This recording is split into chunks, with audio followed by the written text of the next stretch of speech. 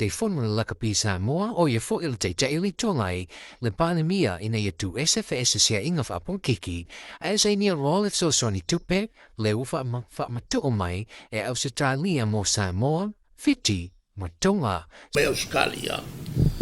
nga mai la o mankala ngoai ia ka konga fiki ia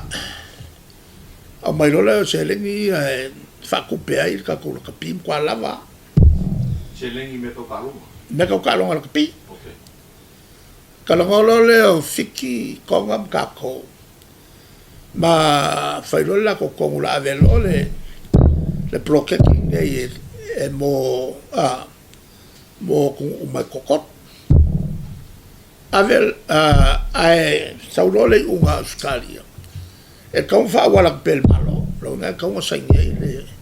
ka kai el malo sua fica ulila nga le nga fe ngai mako ya lole o lol mako komiki ave ya fieme se va ile umi fa makala ya fieme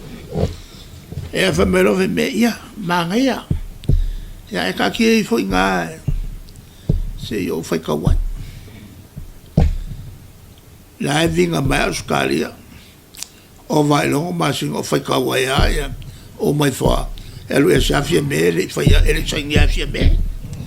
e alo ko la yo fo ya Australia le kai komisi Australia ka longo ya ko pa wal mela fa kali o sengel malo danga awala mel malo e ave melo la ma nga ya keri ala sai e ale fa la fa lo la fa wo ya la se fa ya e ala fa la wo lo malo Australia ale kuranga la nga le fa kali nga ya ko makanga tua matanga ye ko nga fainga walwa ku fa fol mo mo fai me fa piko ma porki ki le fa fon mai le tulu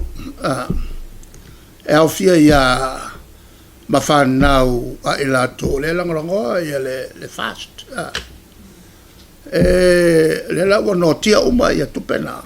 e mai fai ai le ya la kapia fa nau o le filifilinga fo yo tama e la fo ya elato o avem faiao e la tu te faia la to filfilinga o la la tu alalo ma ku le faia ni ku alalo e le ngai fa la o la tu na tu alalo le ai ta longa fa la o samo faila mi ko sangi le mea wa ele sangia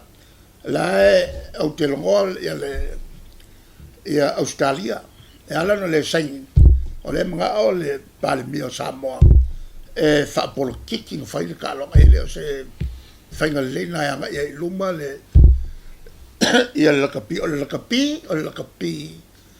a fanga uma Samoa ele la kapi nga fanga ko wo ma ela to la lo to ale mela le ala fa tuanga e wala tu ta por la me la uli singil le ta pulea